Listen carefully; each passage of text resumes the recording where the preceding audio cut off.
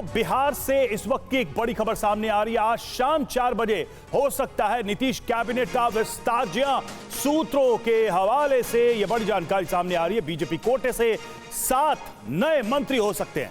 तारकिशोर प्रसाद, राजू सिंह, अवधेश पटेल, संजय सरावगी और कविता देवी, जीवेश कुमार या अनिल शर्मा मंत्री बन सकते हैं। यह बहुत बड़ी जानकारी, बहुत बड़ी खबर सामने आ रही है। आपको बता दें कि बिहार में 36 मंत्री हो सकते हैं, जबकि अभी बिहार में सीएम और 2 डिप्टी सीएम समेत 30 मंत्री हैं।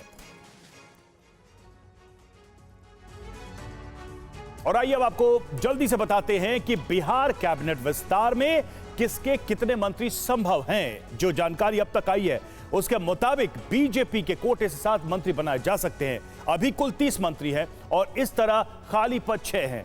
बिहार में आंकड़ों के हिसाब से कुल 36 मंत्री हो सकते हैं और इसीलिए बीजेपी के कोटे से कहा जा रहा है कि टोटल अगर कैबिनेट के स्ट्रेंथ में बात करें तो 7 मंत्री इंक्लूड किए जा सकते हैं। चलिए अब आपको बताते हैं कि फिलहाल बिहार में किस दल के कितने मंत्री हैं। तो जेडीयू की बात करते हैं तो सीएम समेत 13 मंत्री जेडीयू के कोटे से हैं, जबकि बीजेपी के कोटे से 2 डिप्टी सीएम समेत 15 मंत्री हैं और इसी तरह हम के कोटे से 1, निर्दलीय से 1 मंत्री है। तो ये अभी तक प्रतिनिधित्व के हिसाब से बिहार के कैबिनेट का स्वरूप है।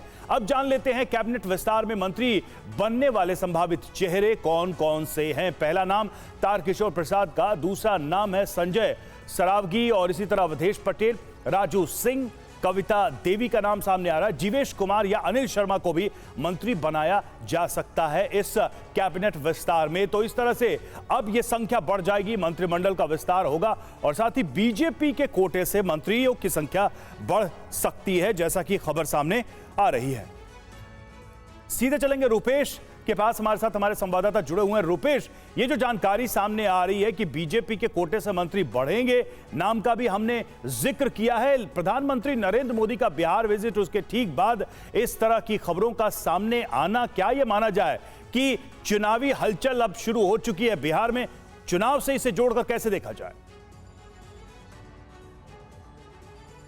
जी हाँ, बिल्कुल चुनाव से जोड़कर ही देखेंगे। वैसे तो लंबित था मंत्रिमंडल का विस्तार, लंबित था, लेकिन ये तय किया गया कि बजट सत्र के पहले अगर मंत्रिमंडल विस्तार होता है, क्योंकि इस साल के आखिर में चुनाव होने हैं, तो उस मंत्री पद देने में जो क्षेत्रीय संतुलन, जातीय संतुलन का ख्याल रखा जाएगा, उसका फायदा तभी मिलेगा जब बजट सत्र के पहले ये काम कर लिया जाए। प्रधानमंत्री आए, मंच पर चर्चा हुई नीतीश कुमार के साथ। उसके बाद से भारतीय जनता पार्टी के जो राष्ट्रीय अध्यक्ष हैं जेपी नड्डा, उन्होंने चर्चा की नीतीश कुमार से। उसके बाद से कोर कमेटी की बैठक हुई। कोर कमेटी की बैठक में नामों पर मुहर लग गई, लेकिन 6 मंत्री पद खाली हैं और 1 इस्तीफा दिलीप जायसवाल ने इस्तीफा दिया है, यानी 7 मंत्री पद खाली हैं और सभी 7 मंत्री जो हैं आज राजभवन में शाम 4 बजे मंत्री पद की शपथ लेंगे।